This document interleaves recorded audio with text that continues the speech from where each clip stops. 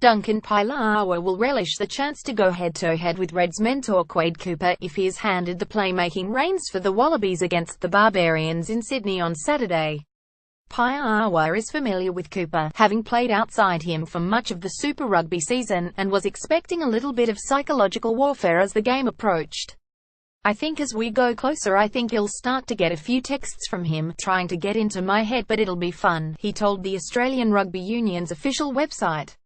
When Paia'aua first landed in rugby, it was to be a fly half, and when Cooper broke his collarbone in the 2015 pre-season, the former Brisbane Broncos U20s player had the first crack at being his replacement.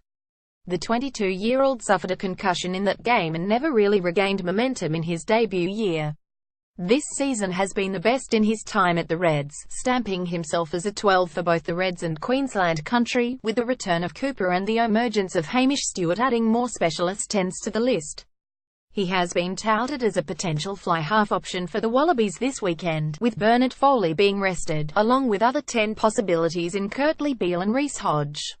Paia'aua is in the mix along with Kyle Godwin and Carmichael Hunt, and though he is settled at inside centre, he wants to prove himself as that playmaking option. "When the Reds brought me over, they brought me over as a 10, but I think I really found my feet as an inside centre this year, and I think I've cemented a spot there at the moment," he said. "I think all the good 12s should be able to play 10 as well, so I think being able to play 12 the whole year this year has given me a better look at playing 10. This time around, having that experience at 12 has helped Paia'aua prepare for a switch back to fly half. Knowing where, as a 10, where you want the boys to be at 12 and you know where your 10 wants you to be helps," he added. "I think just taking all that in, I think it's made this transition into 10 a lot easier than my first time I came in." A good impression against the Barbarians could lead to inclusion on the spring tour, as a development player most likely, and Paia'aua said he wouldn't be worried about where he eventually found his long-term spot.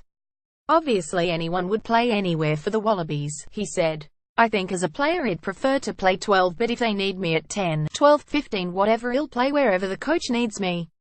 The Wallabies and Barbarians will name their teams for Saturday's clash on Thursday.